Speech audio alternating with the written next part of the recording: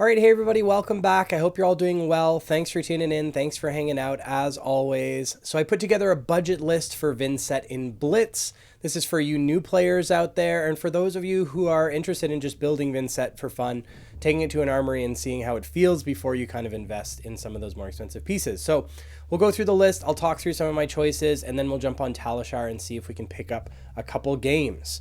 So here's my list. Again, this is primarily for our new players. And for those of you who are curious about just building Vynnset on paper without throwing a bunch of money into it. So I do think that this list has the right flavor to give you an idea of what Vynnset wants to do.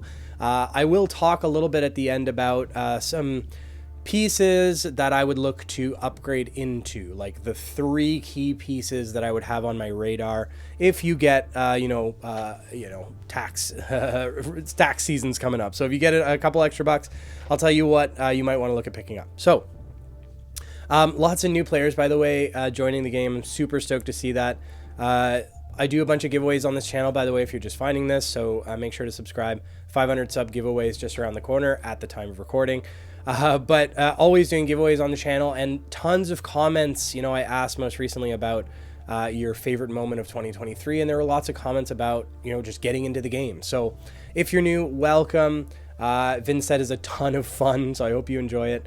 So Vynnset at the helm here. If you don't know what Vynnset does, at the start of your turn, you have to banish a card from hand. I look at it as a privilege. You get to banish a card from hand. And if you do, meaning if you have any cards, the only time you don't banish is if you have 0 cards in hand, you will create a Runegate token. Whenever you play a shadow non-attack action card, you can choose to pay a life, so you may pay a life. And if you do, the next Runegate effect that would deal damage this turn can't be prevented. So essentially, your first Runegate that pops and deals arcane to your opponent, they cannot arcane barrier it. It is unpreventable. And they can't prevent it with other prevention effects either. As a budget chess piece, we have Aether Ironweave. It's a great choice. It does block for 1 with Battle Warns. You can block without worrying about it. It doesn't break when you block with it. It will sit so you can use its ability later on. Later on, as an action, we can destroy it to gain 2 resources. So this could be good if we don't have any more resources and we want to follow up with a Runegate card, like a 2-cost card from hand. So we destroy it, gain 2. We can only activate it if we've played an attack action and a non-attack action card this turn. So most often what this is going to look like is Go Again Enabler, so like Mauve Skies, into a Runegate card. And then maybe we have an extra 2-cost Runegate in hand. If that's the case, we can break this and pay for it with these 2 resources. Ebb and Fold on our head is a budget headpiece. One thing you can keep in mind for a headpiece is Aether, what is it called? Skull Cap. Why can't I think about it? Arcanite Skull Cap, that's right. So that's sort of becoming a budget headpiece, but I really like Ebb and Fold. This is our default budget headpiece for this in this $40 list. So to make it clear, it would cost about $40 US to put this together right now. So Ebb and Fold on turn 0 can help you set up. So we love to go first as Vynnset. Almost every time we're going to want to go first, set up a bunch of damage to float into the next turn or the next couple turns. But this allows us at instant speed to pay 1, destroy it, banish a card from hand. If it's a shadow card, which all of our Runegate cards are, and we have a couple shadow non-attack actions, we get to draw a card, so it replaces itself. So this could help fix a hand later on, or just set up on turn 0. Get that first Runegate card and banish so that we can start our next turn with it. Also has Spell Void 2, which is less and less, if we get a new viable wizard, not to say that Emperor is not viable, but it can come up. So we have Spell Void 2, which is really, really great against wizard. As our 2 weapons, we have 2 one-handed weapons, Flail of Agony. So this is a Vynnset specialization. Once per turn action, we can pay a life to attack, and that's not the worst thing. So one really good playline is Mavrian Skies into Deathly Wail, which I'll talk about in a sec. But Deathly Wail cares about how many heroes have lost life this turn. So if you follow Deathly Wail up with Flail of Agony, now you have lost life and you get the benefit from whatever Runegate card. Deathly Wail is the most important one. Often you end on Rune Chants. But anyways, if this hits, you create a Rune Chant token. So this 1 damage is quite annoying because it represents a Rune Chant, which you really care about ending your turn on as well. So Flail's great. Scepter of Pain is our default offhand. One-handed. This is not actually, doesn't count as an attack, which is interesting. Sometimes you can pay 2 to deal 1 arcane damage to opposing hero. The situation I have in mind is like if you're worried about getting reckless swinged by a brute, which may become more and more common with heavy hitters here, coming out just in a few days at time of recording. Pay 2, deal an arcane damage. It has the same on hit. If they let that arcane hit, you make a rune chant token, so they can't really defense react with reckless swing on this. You don't want to be in that situation anyways, but anyways. So great default offhand. We have Sutcliffe Suede Highs as a budget boots option. As an attack reaction, we can pay 1 to destroy it. Target attack action gains go again. We can activate it only if we played a non-attack action this card, but we could do something like Envelop in Darkness, present a Runegate card, give it go again. So this can come up for sure. Vexing Quillhand is actually a really good blitz piece, even in the non-budget list. This is a viable option. It's a break in case of emergency type thing. We often want to be floating Runegate or rune chants and making rune chants so that we can start our turn without too much difficulty and have the rune chants we need to play out our Runegate cards. If we don't, break in case of emergency, we can destroy this, make 2 rune chant tokens, which can help close out the game or help unstick your turn. So love Vexing Quillhand. It represents 2 damage. Really good. Deathly Delight, we have 2, so now we're getting into our Runegate cards. Again, if you're new to Vynnset, you're unfamiliar with this ability. Runegate reads, if you control rune chants equal to or greater than this card's cost. So in this case, this is a 2-cost Runegate card. So you need 2 or more rune chants. If you have those, you can play it from Banished Zone without paying its cost. So that's awesome. You basically play it out for free. It pops the rune chant, so it comes in for like 2 and 5, for example. So only from Banished, though. So you can't, if you have this in hand, you have to pay its cost normally. You can't pay it with rune chant sort of thing. But if it's in your Banished Zone, you can play it out for free if you have this many or more rune chants banked. When the combat chain closes, gain life. So this is what I like to call these on-hurt effects. A lot of these Runegate cards have them. So when you close, it's on combat chain closing. So after you've attacked, if you choose to close the combat chain, or at the end of your turn, if you have multiple chain links, when you close the combat chain, these will all go off. So you gain life for this one equal to the number of heroes who have lost life this turn. So you'll, as long as you're not playing UPF, you're playing a 2-player game, you'll either gain 1 if your opponent has taken damage, or 2 if you have both lost life this turn. This has Blood Debt. All of the Runegate cards have Blood Debt, so if they're stuck in your arsenal, if they're stuck in your Banished Zone at end of turn, so while this is in your Banished Zone, at the beginning of your end phase, you lose a life. Deathly Wail is the best card by far in the deck. I think some Runegate cards have more relevant effects, but I don't know. That's hard to say. We really want to end the turn on Rune Chant. So Deathly Wail is a 3-cost Runegate card, so you need at least 3 Rune Chants, if not more, to play this out of Banish for free. And it has this on hurt again when the combat chain closes. Create rune chant tokens equal to the number of heroes who have lost life. So if you've both lost life, you make 2 rune chants on chain close. If your opponent chooses to lose life, you'll make 1. So floating those rune chants over to the next turn is really, really great. So this makes the deck run smoothly. If you can chain Deathly Wail after Deathly Wail, turn after turn, you're facilitating your next turn by ending on rune chants. If we don't have enough rune chants as we begin our turn, then Envelop in Darkness is there for us. It costs 1, it creates a rune chant, and it buffs our Runegate attacks. So it often represents the rune chant that we're missing, plus a little bit of a buff to that free card now, Runegate card that we're going to send to our opponent's faces. So both Deathly Wail and Envelop in Darkness in Rainbow. So we're playing the reds, yellows, and blues. They're really great. Another card that we're playing in red, yellow, and blue is Mavrian Skies. This is our Go Again enabler, which also presents a very, very scary on-hit effect, especially for Vynnset. So the next Runeblade attack action card you play gains Go Again, and if this hits, create 3 rune chant tokens on red, 2 rune chant tokens on yellow, and 1 rune chant token on blue. So the idea here is give something Go Again. So Mavrian Skies, if you have a Runegate card banked in Banish, let's say you present 1 Deathly Wail, you have 1 stored. If they let this hit, you make 3 rune chants, it opens up your banish zone. So they essentially have to respect the physical damage. The rune chants do not count as an on hit, so they can take the rune chant damage, but they want to prevent the hit, so as to not allow you to make your rune chants and follow this up with another scary Runegate card. But another really great line is like Mauvrian Skies, doesn't matter what color, into Deathly Wail if you have enough rune chants to play it out, or maybe you play it out from hand, it doesn't really matter. They are often going to take, because they're worried about the on hit. So they're probably going to take the rune chants and then worry about covering up the physical damage. So giving you a few cards in hand, maybe some equipment to cover that up. Because they've taken rune chant damage, when you close the chain, you'll make 1 rune chant. Well, you just gave it go again. So even if you don't hit, even if you don't make the rune chants, you can follow it up with Flail. That allows you to also take damage. So when you close the chain, you'll make 2 rune chants instead of 1.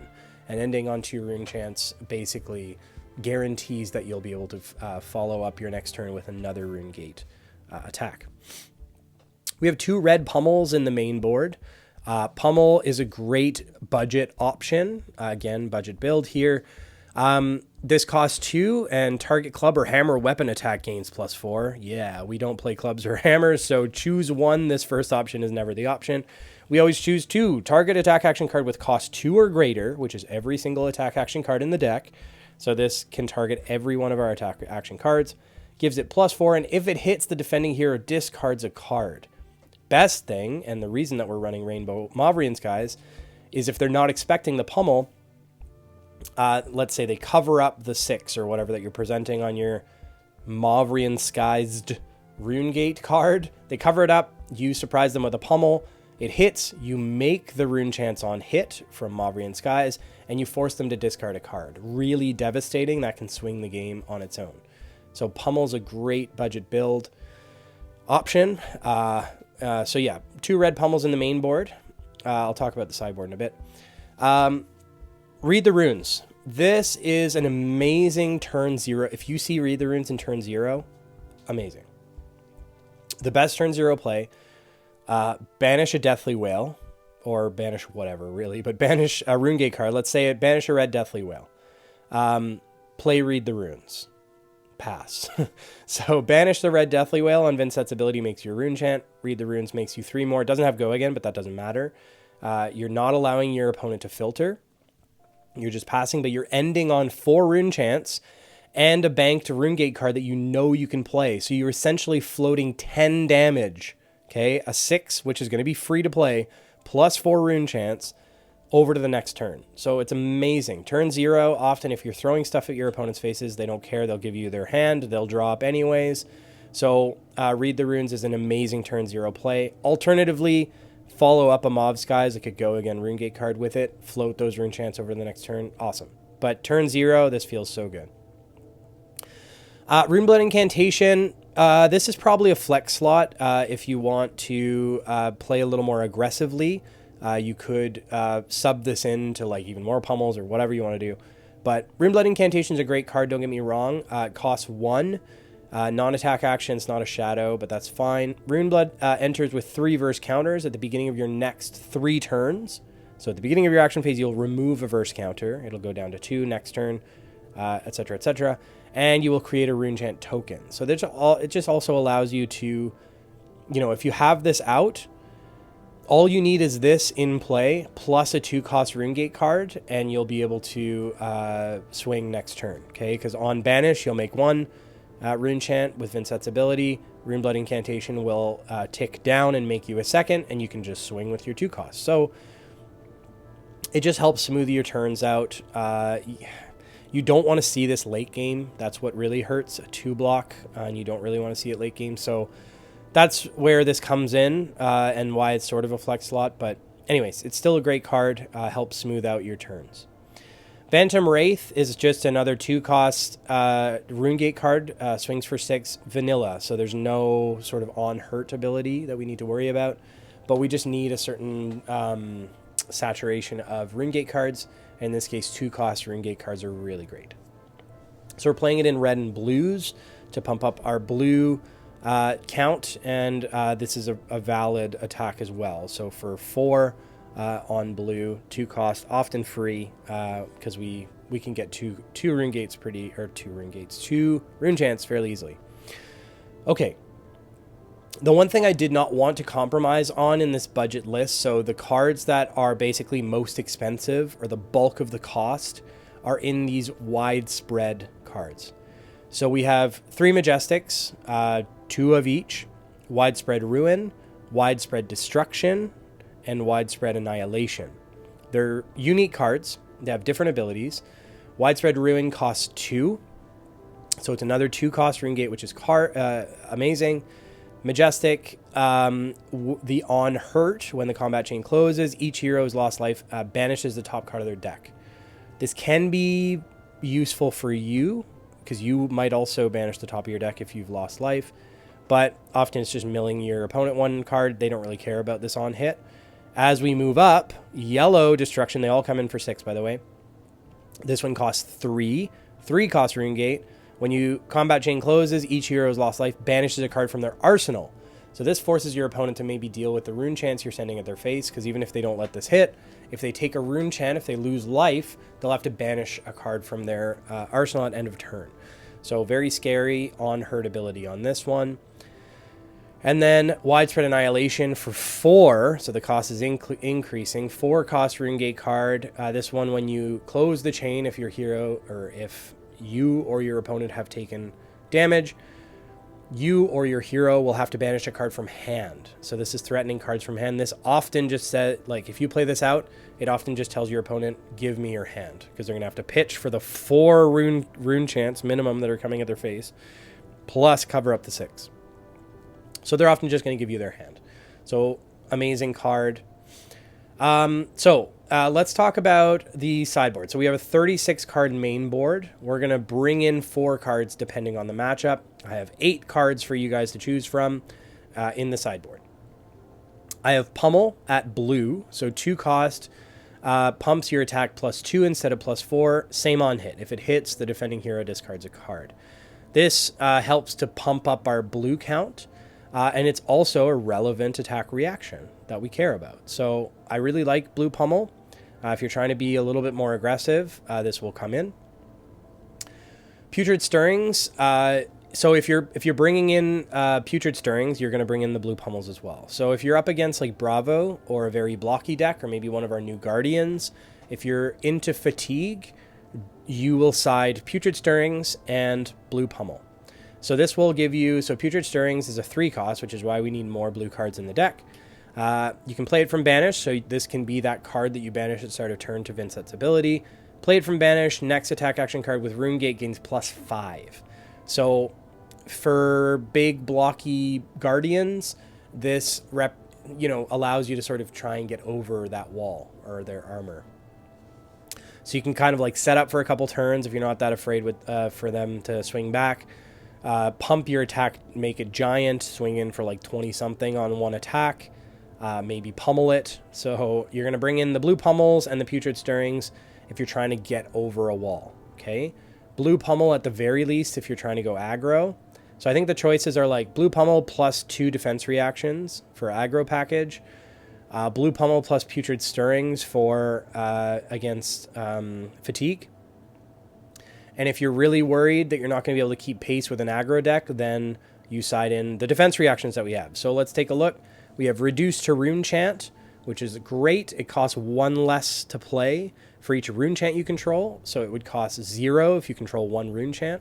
So you need at least 1 rune chant that you've floated over, maybe on Chain Close from Deathly Wail, for example, or maybe an on hit from Flail of Agony. But if you have that rune chant that you're floating to the next turn, this now costs 0.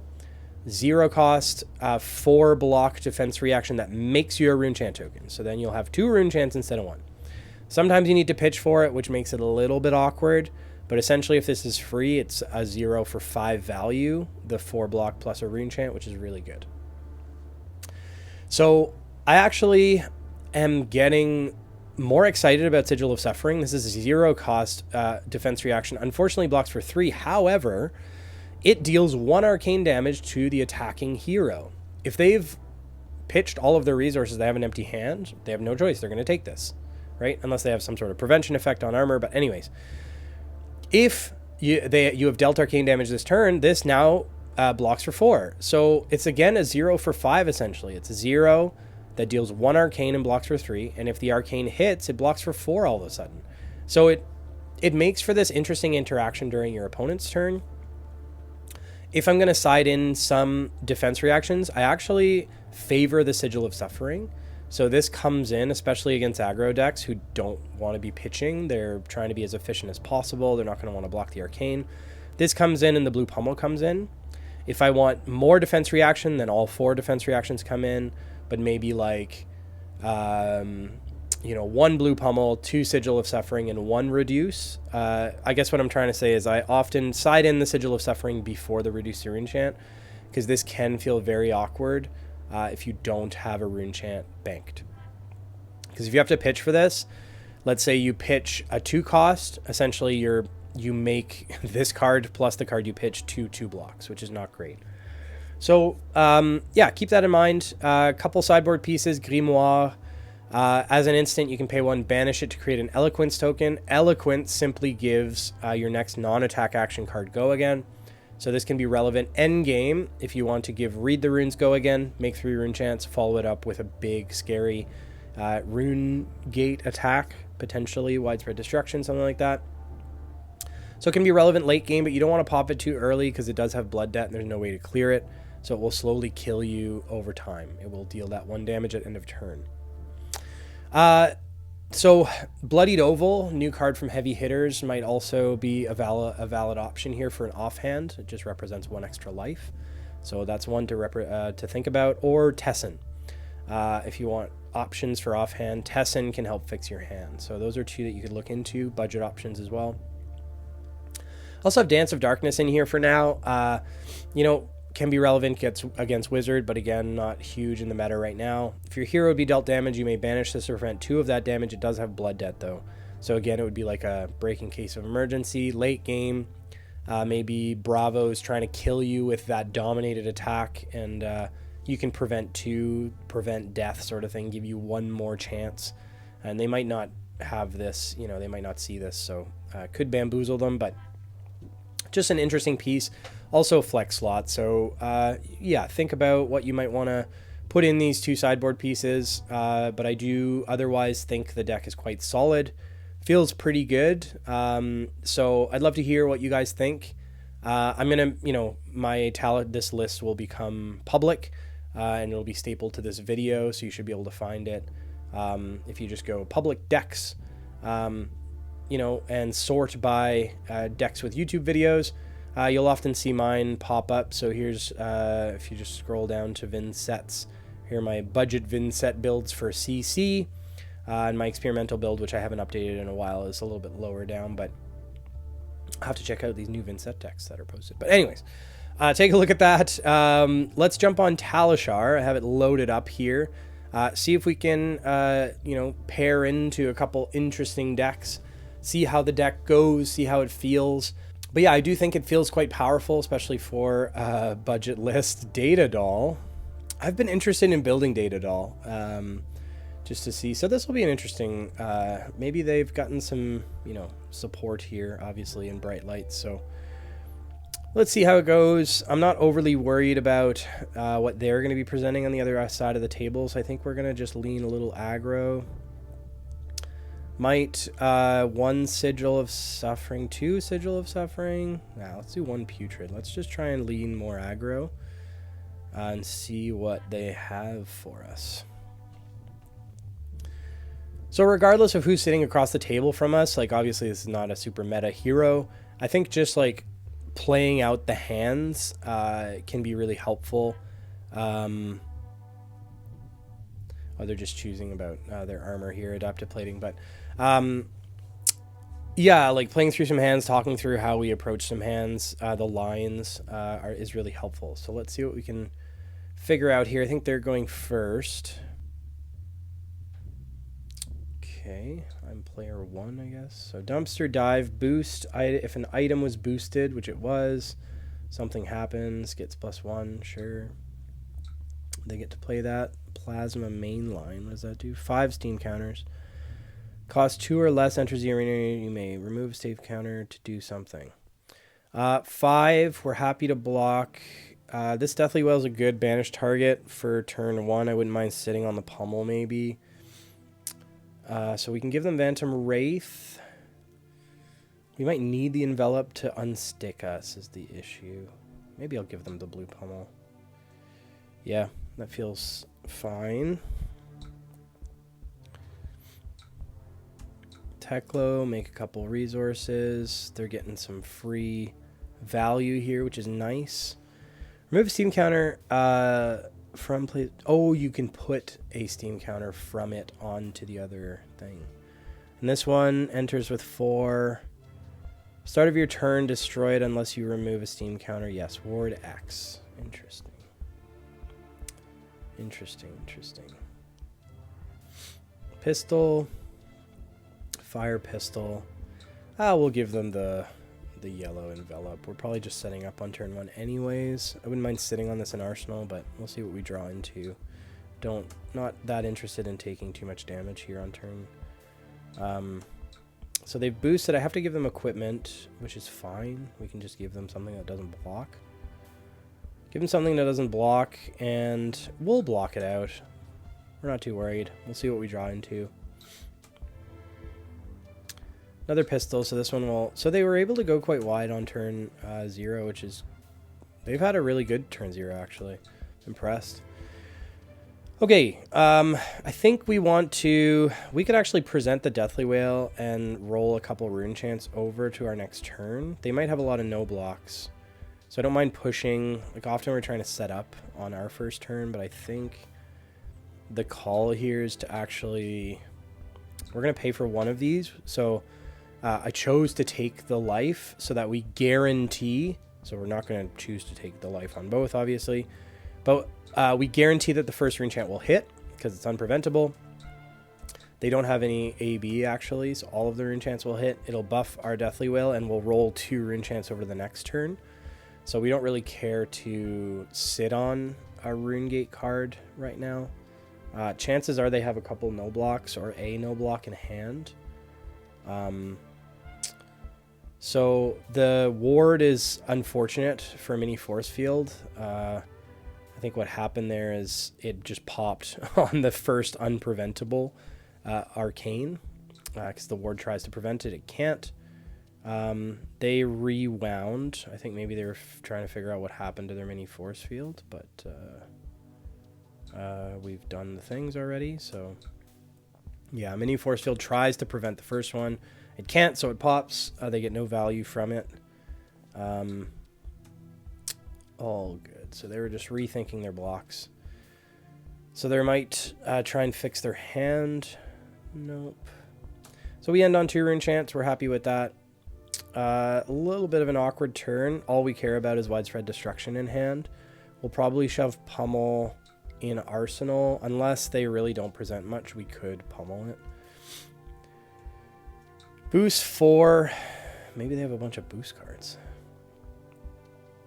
Let's just give them Aether Ironweave. We could block Putrid. Chances are we're just going to present Deathly Destruction. I think we'll just take some damage for now and see what else they might be presenting. They have a bunch of resources. Beginning of your action phase, yeah, okay, destroy this. Next time your hero would be dealt damage this turn, prevent X damage.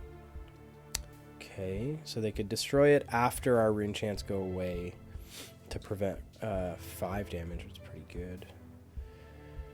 Loading pistol, presenting T-Bone again. They've boosted, so we will give them Ebonfold again. So the question is, do we want to take 5 to 9? I think being able to present the pummel is pretty punishing. They're not going to have an arsenal. They do have the Dissipation Shield, though. So if they want to hold on to the Dissipation Shield, they could actually give us cards and then stuff our pummel. I think we just... Let's not get greedy. Let's do some blocking. I might block the plasma pistol as well because we don't really care for the read the runes in hand right now. I think we're just we'll play it smart. We won't get too greedy. I have that issue sometimes. So let's give him read the runes, cover up the pistol. Sure. End of turn. Great. So we banish this and we present it. It's still 9 damage, which is pretty good for what? A 1-card hand, I guess, essentially. It's kind of hard to value them. And they're coming from banish, but... So they don't...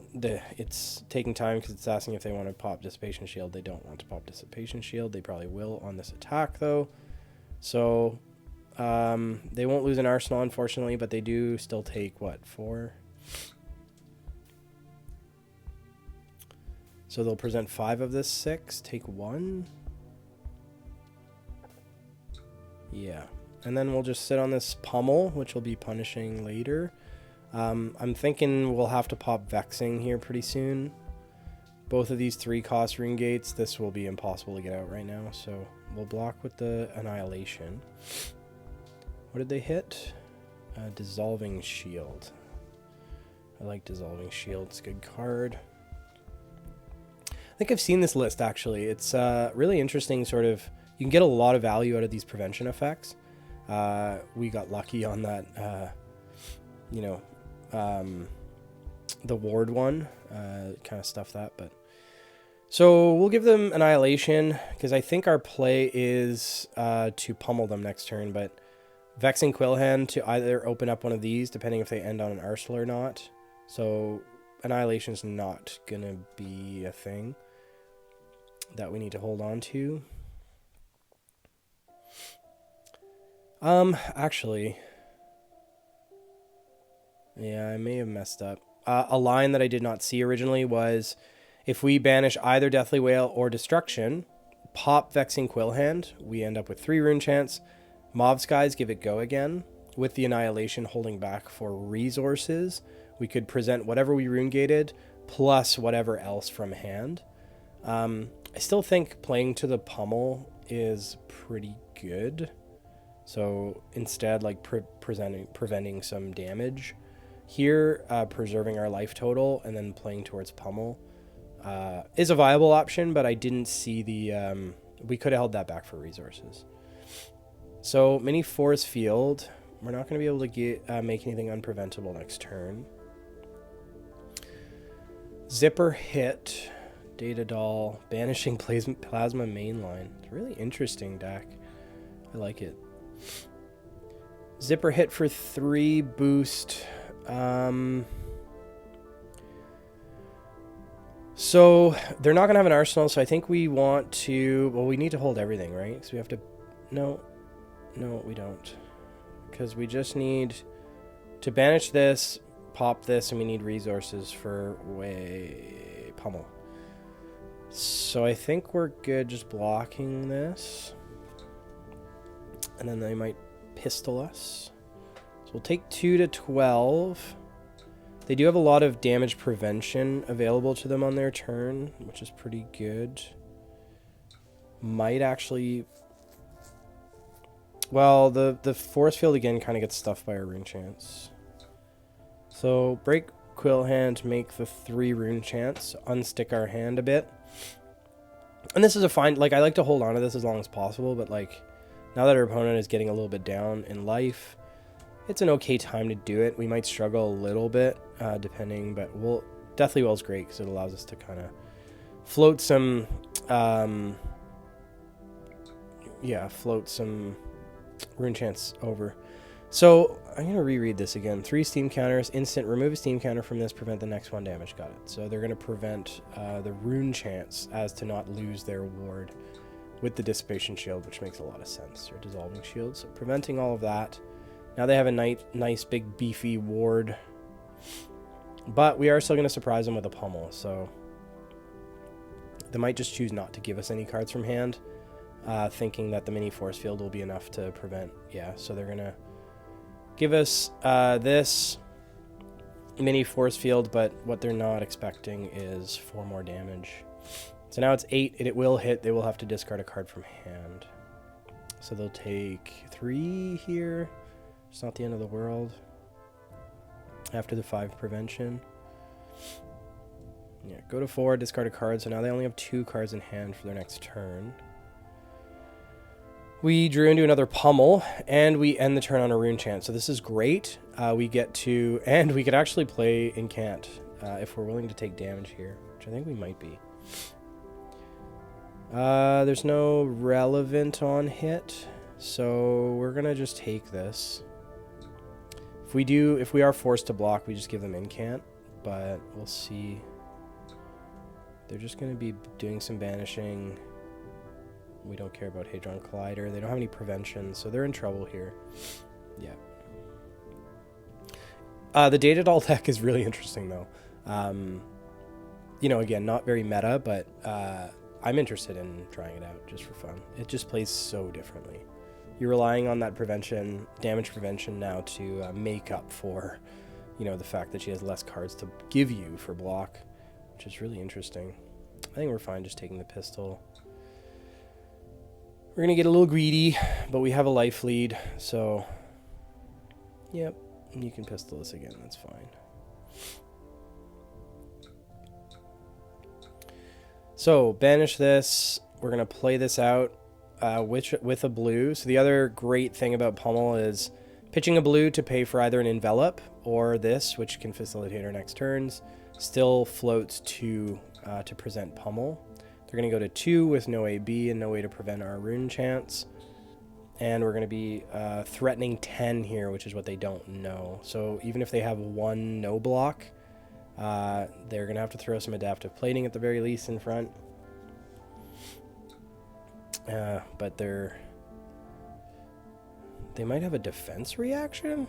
They're blocking 2 only here. Oh no, they're breaking... yeah, got it. Adaptive plating goes up to 6, but we are going to still present the Pummel, which they are likely not expecting.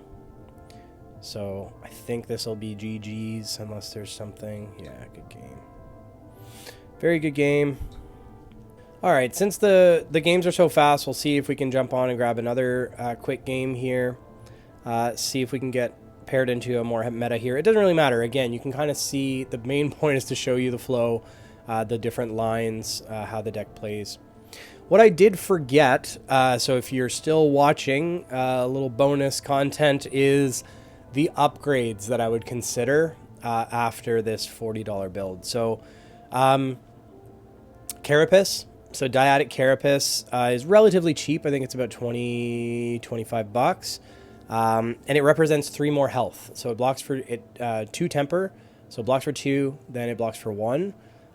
So can really, really, really help. You don't get the resources off of Ironweave, but it didn't come up last game. It sometimes doesn't come up. So 3 health is just better, I think, overall. You can still have Ironweave in Sideboard. The other 2 pieces are Revel in Runeblood. Revel in Runeblood does carry a bit of a price tag, but maybe 10, 15 bucks a piece. So 20 to 30 bucks for 2 Revel in Runeblood. And Revel in Runeblood is so impactful, can win you games. It makes, as long as you've played another non-attack action, it makes 4 rune chance. So the idea is like you could have a widespread annihilation banked in your banish zone. Play Mobs Guys, play your first Runegate card out. It has Go again because you played a Mobs Guys, another non-attack action. You can play Revel, make 4 rune chance, follow it up with widespread annihilation. So it opens up these really scary 2 wide turns with all sorts of rune chance firing off. So Revel in Runeblood, really, really impactful Blitz card. I would definitely suggest looking into picking one of those or 2 of those up. Even 1, addition of 1 to the deck would be really, really impactful. So pick 1 or 2 of those up if you're looking to upgrade this deck. Shadow Puppetry is another one. That one's not that expensive either, but adding 2 Shadow Puppetry. I don't know, because we are leaning into the Pummel plan, I don't know if I would cut any Mobs Guys. So we just go like hard into the Go again, I guess. Maybe cutting the Runeblood Incantation, but anyways, you can look at my full cost. I haven't updated my Blitz list in a little while, but my last Blitz list, you can take a look and see what those sort of more expensive pieces are and what you might want to incorporate into the deck to upgrade it. But I would definitely suggest Dyadic Carapace, Revel in Runeblood, and then maybe Shadow Puppetry. All right, Katsu. That's interesting. So we basically always want to go first. Ninja does want to go second, but you have to ask the question, do we want to go first more than they want to go second, sort of? And Katsu requires some setup, so they could luck into a very good opening hand. However, it happens. So definitely going to side in some of our defense reactions. Sigil of Suffering is a great option. I might go 1 Rune Chant and 1 Blue Pummel. Let's try that. They do require some setup, so I don't mind setting in some aggro pieces. The call might actually be to go 2 Blue Pummel, but I think I'm happy with this. As a choice, we're just going to set up. We're not allowed them to filter, so we are going to set up a Deathly Whale, I think. The other question you have to ask yourself is is they're running Arcane Barrier. If they're not running Arcane Barrier, then there's no harm in swinging Scepter. Oh, Destruction could be really punishing for them too, because they're probably going to want to sit on Arsenal. I think I could always present Destruction from hand, so I think I'm going to banish this Deathly Whale to set it up for later. Again, I don't really care to push. I would push Scepter if they didn't have Null Rune. Because they have Null Rune, I really don't want them to filter. So we are just going to pass, I think. Unless I want to Ebonfold. I don't really want to sit on 2 Runegate cards, though, early game, so I think we pass. Mobsky is probably, or maybe the Widespread in Arsenal, honestly. I'm going to throw the, this could be wrong. I'm going to throw the Mobsky in Arsenal. I'm not going to second guess myself.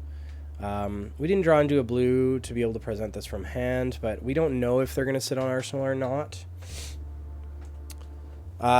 Destruction just becomes a really important piece if they are trying to set up something in Arsenal. They're trying to go for a big turn here, so Surging Strike, we're going to give them... We're only going to start the turn on 2 Rune Chants, so Phantom Wraith then becomes maybe an important piece. I think I'm going to give them the Widespread Destruction. I don't want the Surging Strike to hit because I don't want Katsu's ability to go off. So we're going to react with the Sigil. They get to choose. It doesn't really matter. We're covering up the whole 6 regardless of whether they take it or not. So I feel like they're probably going to take it. They're not going to want to give us another card from hand. Now we're blocking 7. They can't do any Ancestral Empowerment shenanigans. Warmongers. Interesting. I think we go War. And we just fire off a Widespread Wraith at them. That's fine. We'll continue to float this whale over. So, Wrath. 8 coming at you. I'm really interested in Katsu right now too. Ancestral Harmony is a really interesting card. So I was recently... Ooh, Flick Flack. Cool. Played some games again with the Spike Feeders. I brought Katsu. So this will be coming out in probably a few weeks. If we can salvage the footage. We had an issue with my face camera. But yeah, I built a Katsu, Ancestral Harmony Katsu deck, leaning into the combo idea, which is really fun. So,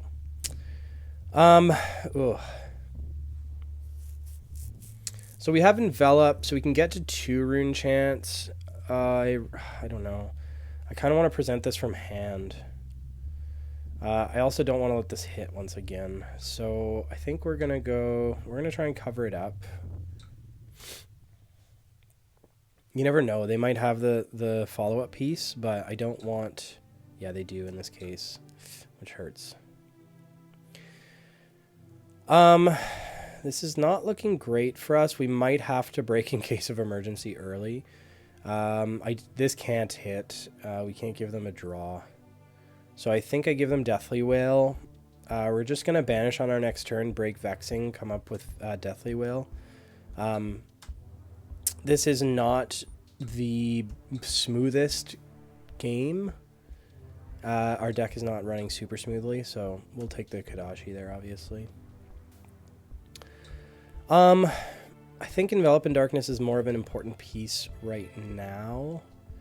If there was any way to get resources, I would sit on this, but we're going to banish the Runeblood Incantation. We're going to break in case of emergency, and we're going to swing Deathly Wail. So we don't want to take any more damage from Deathly Wail and banish. And this now represents 9 damage that they need to deal with, and a Rune Chant floating to our next turn. We could have given it Go Again and follow up with Flail, which may have been the play. Yeah, in hindsight, I kind of forgot about our arsenal there. Yeah, this is rough. Starting off with the Gust Wave, I don't know if they have bonds. I don't want to allow them to dig for it if they don't. And our next turn isn't looking great anyways. I think I'm going to try to prevent it. If they have bonds, that's fine. We're taking damage. They have E-Strike from Arsenal. So we're going to take 7 to 10. Yeah, not great.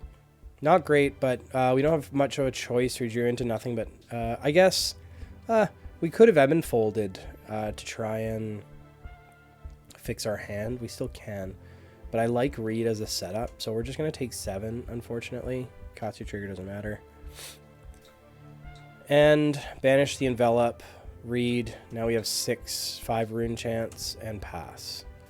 So now we have no blues and a pummel.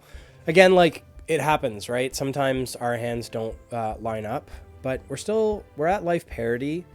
We're just definitely on the back foot in terms of momentum.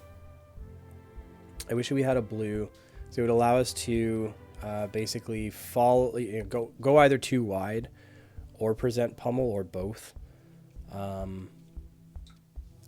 We do have Aether Ironweave, but it won't. It would pay for a second. So we take the Kodachis all day. We will have to present, Mask of Momentum is a thing. We will have to block whatever they're going to present here. Fluster Fist, they don't have breaking skills, so that's good. They might have an Ancestral Empowerment, but we can't play around that. They'd have to break Breeze Riders to give this Go Again. My guess is Ancestral Empowerment, break Breeze Riders maybe. We will give them. We're going to go too wide next turn. Is this on hit? No. Oh, when a card hits. So maybe we just give them. I wouldn't mind sitting on the pummel though.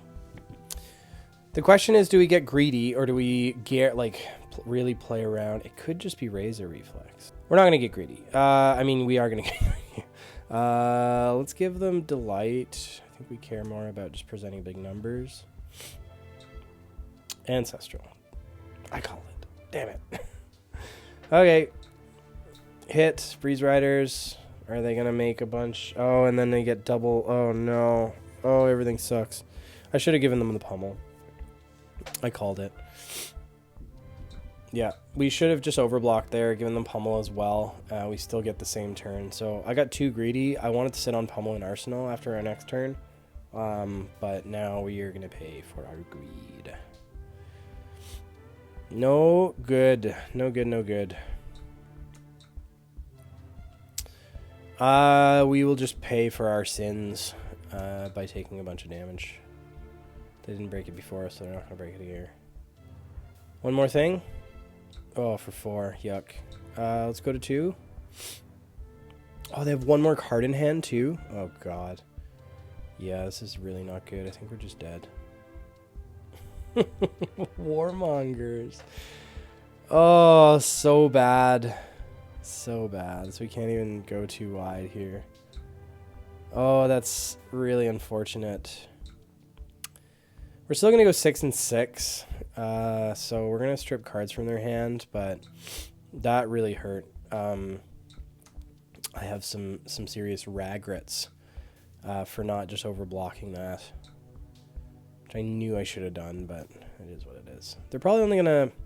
I mean, even just Kodachi something sucks. So we took a bit of a beating there on that last turn. Considering, so they're going to block some Rune Chants out. Are they going to take any more damage? This is still lethal. They're giving us Mask in order to keep their scary hand. Also going to 2. So we're going to have to do some blocking. They're probably going to go Kadachi, something. Ooh, Art of War. Well, they're gambling a bit. We have 2/3 blocks. Be like water.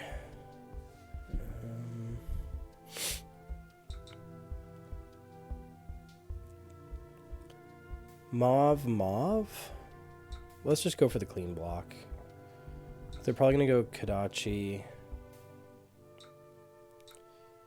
Ugh. Yeah, I think we're dead. Because even if we take Kadachi, like we have to... Yeah, I should have seen this coming. We we got too greedy there on that. Oh, they have to end. Interesting. So we're not dead. Huh. Okay. There's a chance. We go to 1, but we basically only need to keep 1 card. So we can give up... Well, let's start giving them cards. Do they have an Ancestral? That would just close the game out, and that's fine. Nope. What else you got? Kadachi? I think we're dead here anyways. End! What? So you're saying there's a chance? No. What happened there? They said end by accident? Ah, they were just teasing us. Sure. Now end? No, they'll still Kadachi. Oh, bonds. Gross. Okay, GG's. GG's. Oh, they were just like, oh, you can have a turn. No. Jokes. GG's. We got too greedy. We knew what we had to do and we didn't do it. Anyways, lots of fun. Still a budget list, right? $40. Try it out. Play some fun Vynnset games. It can do some super scary stuff. Once in a while, you do have, that's the Runeblade Curse. A little bit of an awkward little clunker. Trouble firing, trouble getting those hands line up the way you need them to, getting those Runegate cards when you need, drawing into too many non-attacks sometimes. But we almost turned it around there. And then we just got greedy and we misplayed. So on that, where I called that they had Ancestral, I should have just overblocked, which would have prevented the rest of their turn. We go too wide on that next turn, and I think we actually probably win. So just by me wanting to sit on that pommel, which is really not a good reason to be greedy, we gave that game away for sure. But anyways, super fun. I hope you guys enjoy the list. Let me know if you come up with any tweaks to the list, if you have any suggestions for how to improve the list and still keep it budget, or let me know what you will add first to the list as well to give it a bit of an upgrade. So anyways, thanks so much for watching, and we'll chat soon. Cheers.